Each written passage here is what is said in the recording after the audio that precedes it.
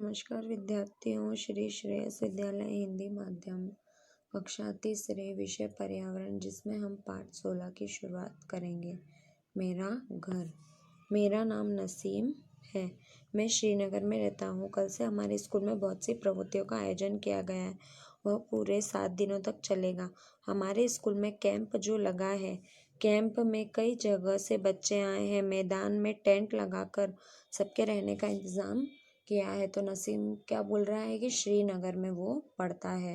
वहाँ पर उन लोगों ने अलग अलग जगह से आने वाले बच्चों के लिए इंतज़ाम किया है। चलिए, और उसके विद्यालय में कई सारी प्रवृत्तियाँ होगी। हमने स्कूल को खूब सजाया है। कुछ बच्चों ने कपड़ों की कतरनों को झालर बनाकर उन्हें दरवाजे पर लगाया है।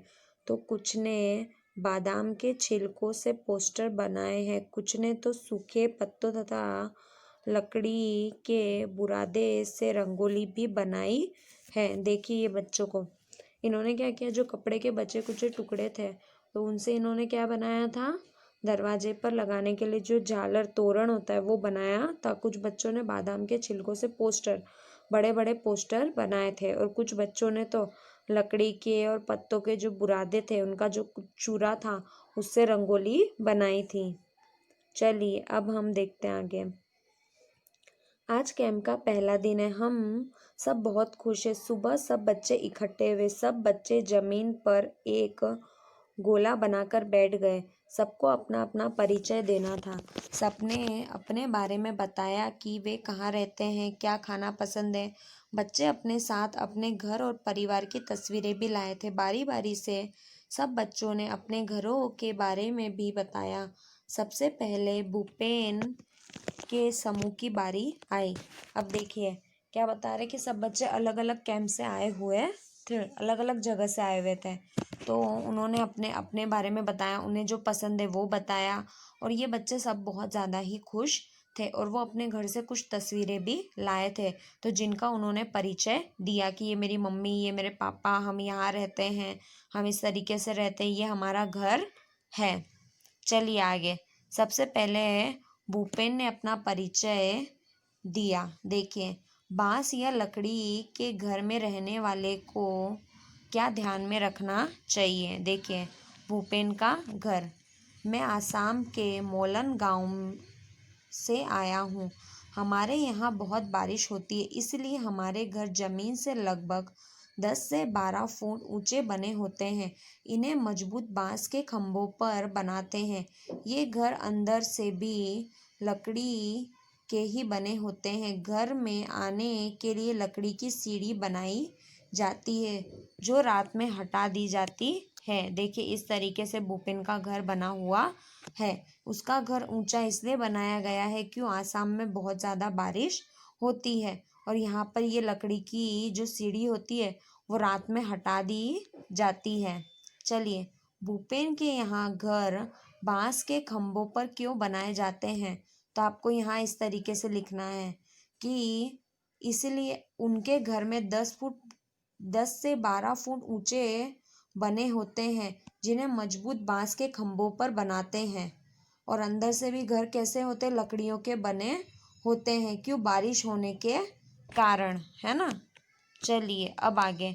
भूपेन के गांव के मकानों की छतें कैसी है, इन्हें ऐसा क्यों बनाया जाता है। तो देखिए, इनकी छतें इसलिए ऐसी बनाई जाती है क्योंकि वर्षा होने के कारण क्या हो सके, पानी अंदर न आ सके। इन मकानों में अंदर जाने का क्या तरीका है, तो सीढ़ी के द्वारा अंदर जाया जाता है। ठीक है। चलिए, भूपेन के घर में रात के समय सीढ़ी क्यों हटा दी जाती है। रात के समय सीढ़ी इसलिए हटा दी जाती है क्यों, क्योंकि कोई आने जाने वाला नहीं होता है। पत्थर का घर बनाने क्या असुविधाजनक होती है, क्यों, क्योंकि वहाँ पे बारिश अधिक होती है, तो बारिश की वजह से इसीलिए वहाँ पे लकड़ियों के और इस तरह बांसों के घर बनाए जाते हैं। चलिए अब आई चमेली की बारी। उसने कहा, मैं मनाली से आई हूँ, जो एक पहाड़ी इलाका है। हमारे यहाँ भी बारिश बहुत होती है और बर्फ़ भी पड़ती है। जब ठंड ज़्यादा होती है तब हमें धूप में बैठना अच्छा लगता है। हमारे मकान पत्थर या लकड़ी के बने होते हैं। देखिए इस तरीके के मकान बने होते हैं। चलिए, चमेली का घर किस इलाके में है? तो चमेली का घर कहाँ है? मनाली में है। देखिए पहाड़ी इलाके में उसका घर है, मनाली में। चमेली और भूपेन के मकानों की छतों में क्या समानता है? तो देखिए इसकी छत भी लकड़ी की बनी है और भूपेन की छत भी लकड़ी की बनी है। ऐसी छतें इन इलाकों में कैसे मदद करती है? तो बारिश की वजह से, बर्फ की वजह से हमें ज़्यादा बचाव मिलता है। पक्के मकान में रहने से क्या लाभ होता है? पक्के मकान में रहने से हमें ये लाभ होता है कि हम हर चीज़ से बच सकते हैं, है ना। चलिए अब हम देखते मिताली अनुज ने बताया। मिताली और अनुज राजकोट से आए हैं। उन्होंने सबको राजकोट की तस्वीरें दिखाई। एक तस्वीर ऊंची ऊंची इमारतें देखकर भूपेन बुला रहे, इतने ऊंचे मकान, इनमें ऊपर तक कैसे चढ़ते हो? देखिए इस तरीके के मकान। तो बहुमंजिला मकान में ऊपर कैसे चढ़ते हैं? तो वहां पे क्या लगाया जाता है? या तो लिफ्ट लगी होती है या सीढ़ी द्वारा चढ़ा जाता है। दिल्ली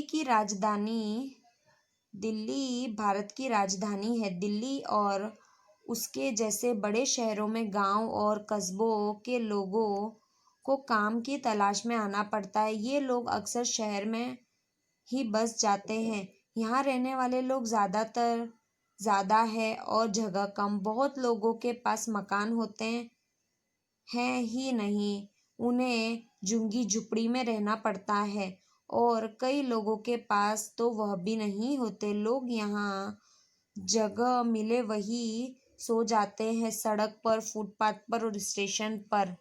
चलिए अब आगे। मिट्टी के घर में रहने वाले को क्या ध्यान रखना पड़ता है? तो मिट्टी के घर में रहने वाले को ये ध्यान रखना पड़ता है कि आंधी तूफान आए तो किस तरीके से बचाव किया जाए। चलिए अब यहाँ पे मैं राजस्थान के एक गांव से आया हूँ। हमारे यहाँ बारिश बहुत कम होती है, खूब गर्मी पड़ती है। हम लोग मिट्टी के घरों में रहते हैं। घरों की दीवारें बहुत मोटी होती, इन दीवारों को मोटी लिपि पोत कर सुंदर बनाया जाता है। छतों में कटली झाड़ियों की बनी होती है। देखिए इस तरीके की। चलिए आगे। इसी तरह सभी टोलियों ने अपने अपने घरों के बारे में बताया। परिचय के बाद रंगारंग कार्यक्रम हुआ। बच्चों की तरह तरह के नाच की, अपनी अपनी भाषा में लोक गीत सुनाए। सबने इलायची और बादाम डाला हुआ कश्मीर का चाय पिया, कहवा पिया। बहुत मज़ा आया। शाम को हम सब डल झील घूमने गए। वहाँ हमने नाव में बना हुआ एक घर देखा। शिकारे में बैठे कुछ बच्चों ने चब्बू भी चलाया। तो क्या किया था? शिकारी करने के लिए जो चंबू होता है ना, वो भी चलाया। हमने नीले नीले पहाड़ों के बीच चार चिनारी देखी। देखिए इस तरीके से। हाउस बोट दूसरे घरों से अलग कैसे है? देखिए हाउस बोट, तो यहाँ पे आपको हाउस बोट बताया गया है। क्यों? इसीलिए वो अलग है क्योंकि वो पानी में है, और दूसरे घरों से अलग है क्योंकि पानी में है और सारी सुविधा हाउस बोट में दी जाती है। क्या आप ऐसे घर में रहना पसंद करेंगे? क्यों? हाँ, हम ऐसे घर में रहना पसंद करेंगे। क्यों? क्योंकि वो पानी के निकट है, इसीलिए। चलिए प्रश्न आगे का चित्र देखकर मिलान कीजिए। तो अब हमको आगे इस तरीके से जोड़ियाँ मिलानी है। तो देखिए किस तरीके से आप जोड़ी मिलाओगे। चलिए अब आगे देखिए। तो देखिए यहाँ पे आपको बताया झोपड़ी, तो ये रहा। उसके बाद बर्फ़ का घर ये रहा, तंबू ये रहा, बूंगो ये रहा, हाउस बोट ये रहा, और बहुमंजिला मकान ये रहा। इस तरीके से आपको करना है। चलिए अब आगे। आपका घर जिन चीज़ों से बना है उस पर सही का निशान लगाइए। तो किन किन चीज़ों से बना है? लकड़ी, सीमेंट, कैनवास, लोहा, चूना, ईंट, पत्थर आदि चीज़ों से बना। चलिए आगे। अब आपने देखा तो पहले क्या है, लकड़ी, जो आपने घर देखे वो, ठीक है। तो यहाँ पे आपको लिखना है जैसे बांस, फिर आपको लिखना है ईंट, फिर आपको लिखना है पत्थर, लोहा, कैनवास, सीमेंट। इस तरीके से आपको यहाँ पे नाम दर्शाने हैं। मकान जिन चीज़ों के बने उन चीज़ों का नमूने को इकट्ठा कीजिए। चलिए, ईंट, आइए ईंट बनाएं। चिकनी मिट्टी को गूंद लीजिए, खाली माचिस में दबाकर भरिए और सुखाकर निकाल लीजिए। आपकी छोटी ईंट तैयार हो गई। अपनी ईंटों पर तरह तरह का रंग कीजिए और उस पर अपना नाम लिखिए और इन सभी ईंटों को मिलाकर रंग बिरंगा घर बनाइए। घर की छत को भी सजाइए। कई तरह के घरों के चित्र इकट्ठा कीजिए या उनके चित्र बनाइए। चित्रों से एक सुंदर चार्ट बनाकर कक्षा में सजाइए। ठीक है। चलिए, अब आपका ये जो पाठ है यहाँ पे समाप्त होता है। तो इसके जितने भी प्रश्नों के उत्तर है वो आपको आपकी किताब में और आपकी नोटबुक में लिखने हैं, है ना। हमने यहाँ पर ये देखा कि लोग अलग अलग जगह से आते हैं। मेरा घर, सबने अपने अपने घर के बारे में अलग अलग परिचय दिया। धन्यवाद।